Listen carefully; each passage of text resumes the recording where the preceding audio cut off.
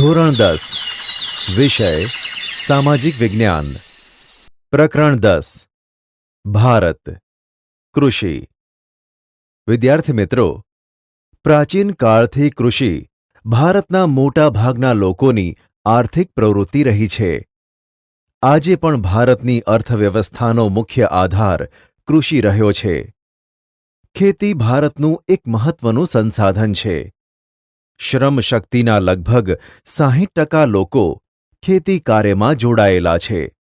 ભારતના લોકોને માત્ર ખોરાક પૂરો પાડવા ઉપરાંત ઉદ્યોગો માટે વિવિધ પ્રકારનો કાચો માલ પણ ખેતીમાંથી જ મળે છે. રાષ્ટ્રીય ઉત્પાદનમાં કૃષિનો લગભગ 22% હિસ્સો છે. નિકાસમાં પણ ખેતી પાકો અને ખેતી પેદાશોનો લગભગ 18% હિસ્સો છે, જેનાથી દેશને દર વર્ષે વિદેશી હુંડિયામણ પ્રાપ્ત થાય છે. ભારતીય અર્થવ્યવસ્થા મુખ્યત્વે ખેતી પર આધારિત છે. આમ, ભારત એક કૃષિપ્રધાન દેશ છે. ફળદ્રુપ મેદાનો, બારેમાસ પાક લઈ શકાય તેવી અનુકૂળ આબોહવા, સિંચાઈ, કુશળ અને મહેનતુ ખેડૂતો વગેરેને લીધે ભારતના મોટા ભાગના વિસ્તારમાં 2 કે તેથી વધુ પાકનું વાવેતર કરી શકાય છે. તેમ છતાં ભારતમાં ખેતી ક્ષેત્રે પૂરતો વિકાસ સાધી શકાયો નથી. ભારતનો ખેડૂત એકંદરે ગરીબ અને નિરક્ષર છે. સિંચાઈની અપૂરતી સગવડ, અનિયમિત અને અનિશ્ચિત વરસાદ, વધારે વસ્તી, કુટુંબનું મોટું કદ, નાના કદના ખેતરો, પ્રયોગશીલતા પ્રત્યેનું ઉદાસીન વલણ, રાસાયણિક ખાતર, સુધારેલા બિયારણ, આધુનિક યંત્રો અને વૈજ્ઞાનિક કૃષિ પદ્ધતિનો ઓછો ઉપયોગ, શિક્ષિત વર્ગનું ખેતીમાં ન જોડાવું, તેમજ સમાજમાં ખેતીનો કહેવાતો ઉતરતો દરજ્જો વગેરેને લીધે વૈશ્વિક ઉત્પાદન સામે ભારતમાં ઉત્પાદન પ્રમાણમાં ઓછું છે. ખરેખર તો ખેતી એ મહત્વનો વ્યવસાય છે. કૃષિ પ્રકારો. ભારતના લોકોની સામાજિક આર્થિક સ્થિતિ, રાષ્ટ્રીય રાજનીતિ અને ભારતનું સમગ્ર અર્થતંત્ર ખેતી સાથે જોડાયેલું છે. સિંચાઈ પદ્ધતિ, ખેત પેદાશો, આર્થિક વળતર જેવી બાબતોના આધારે ખેતીના પ્રકારો પાડવામાં આવે છે. જેમાંનો પહેલો પ્રકાર છે જીવન નિર્વાહ ખેતી. આઝાદી પછી આયોજન પંચની અનેક ખેત વિકાસ યોજનાઓ અમલમાં લાવવા છતાં પણ ભારતના ખેડૂતની આર્થિક સ્થિતિ આજે પણ પ્રમાણમાં નબળી છે. નાના કદના ખેતરોમાં મોંઘા બિયારણો, ખાતર અને જંતુનાશકોનો ઉપયોગ કરવો પોષાય તેમ નથી. ખેતરમાં થતું અનાજનું ઉત્પાદન પોતાના પરિવારના ઉપયોગ જેટલું જ થાય છે, જે તેના કુટુંબના ભરણપોષણમાં જ વપરાઈ જાય છે. તેને જીવન નિર્વાહ ખેતી કે આત્મનિર્વાહ ખેતી કહે છે. આથી ભારતીય ખેતી આજે પણ મોટા ભાગના વિસ્તારમાં જીવન નિર્વાહની પ્રવૃત્તિ જ ગણાય છે.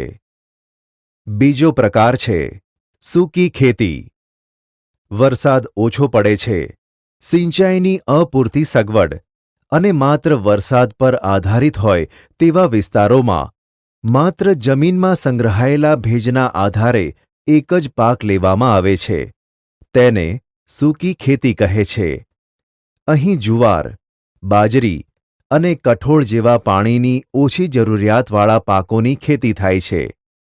ગુજરાતના ભાલ પ્રદેશમાં ચોમાસું પૂરું થયા બાદ ભેજવાળી જમીનમાં આ રીતે ઘઉં અને ચણાનો પાક લેવામાં આવે છે. ત્રીજો પ્રકાર છે આર્દ્ર ખેતી. જ્યાં વરસાદનું પ્રમાણ વધુ છે અને સિંચાઈની સગવડ પણ વધુ છે તેવા વિસ્તારોમાં આર્દ્ર એટલે કે ભીની ખેતી કરવામાં આવે છે.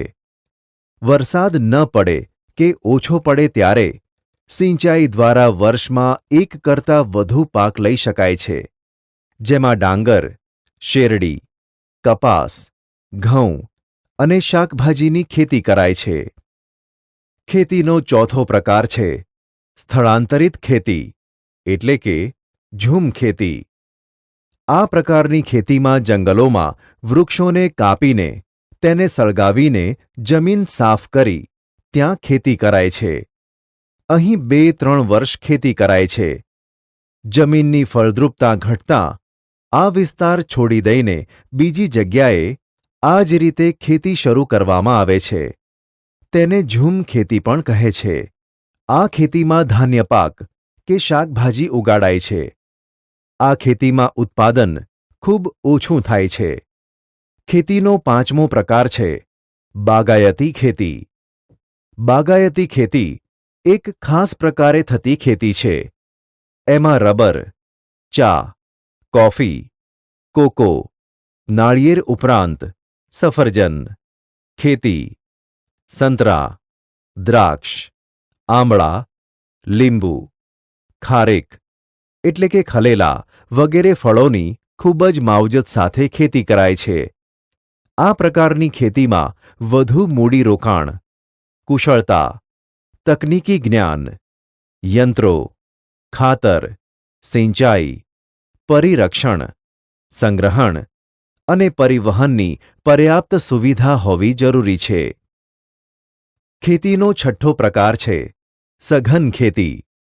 જ્યાં સિંચાઈની સુવિધા વધી છે ત્યાં રાસાયણિક ખાતરો, કીટનાશકો અને વિવિધ પ્રક્રિયામાં યંત્રોના વ્યાપક ઉપયોગથી ખેતીમાં યાંત્રિકીકરણ આવી ગયું છે. આ પ્રકારે થતી ખેતીને સઘન ખેતી કહે છે. અને આ ખેતીમાં રોકડિયા પાકોનું વાવેતર વધારે કરાય છે. અહીં હેક્ટર દીઠ ઉત્પાદનમાં ખૂબ જ વધારો થયેલ છે. અને આ પ્રકારની ખેતી હેઠળનો વાવેતર વિસ્તાર સતત વધતો જાય છે. આ ખેતીમાં આર્થિક વળતરને મહત્વ અપાતું હોવાથી તેને વ્યાપારી ખેતી પણ કહે છે.